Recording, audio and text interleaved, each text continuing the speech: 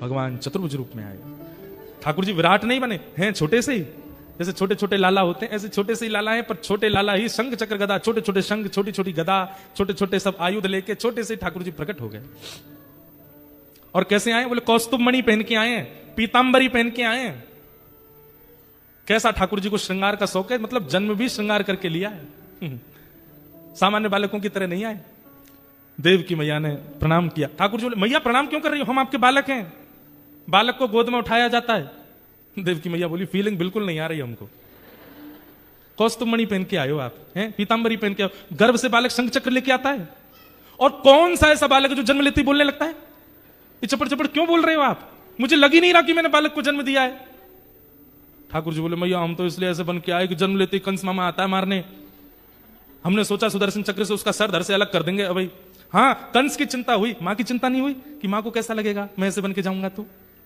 अरे एक मां का सुख होता है, बालक जन्म लेता है, उसको अपना पयोधर पिलाती है, उसको अपने हृदय से लगाती है, उसके रुदन को सुनती है, उसके छोटे छोटे हाथ, छोटे छोटे चरण देखती है, तब मां को सुख मिलता है।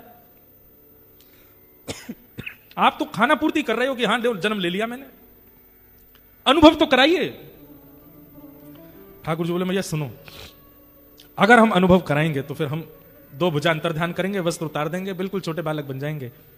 लेकिन फिर आपको एक काम करना पड़ेगा। क्या? जब हम दो भुजा में आ ही जाएंगे, आयुधों का त्याग कर ही देंगे, तो फिर हम आयुध उठाएंगे नहीं। और जब आयुध त्याग कर देंगे तो फिर प्रेम स्वीकार करेंगे, और प्रेम का निर्माण करने के लिए हमको कुछ साल ब्रज में लीला करनी पड़ेगी। अगर आप हमारे शंख चक्र छुड़वा रही हो, हम छोड़ तो देंगे, लेकिन फिर उतने दिन प्रेम भाव धारण करेंगे भुजा में। और उसके लिए, प्रेम के विस्तार के लिए, लोगों को कलिकाल में लोगों को ज्ञान से नहीं पाया, मुझे ज्ञान से नहीं पा पाएंगे, वैराग्य से नहीं पा पाएंगे, मेरे प्राप्ति के लिए प्रेम आवश्यक होगा। उसकी स्थापना के लिए फिर मैं लीला करने ब्रज जाऊंगा। मंजूर है तो बताओ।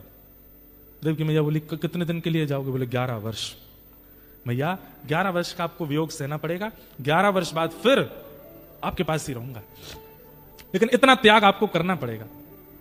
देव की मैया बोली मैं त्याग सह लूंगी, लेकिन एक बार बालक बन जाओ।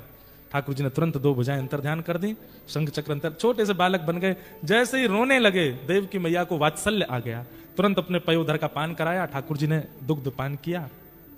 भगवान ने वसुदेव जी को आज्ञा की, ये जो पास में आपकी डलिया पड़ी है इसमें हमको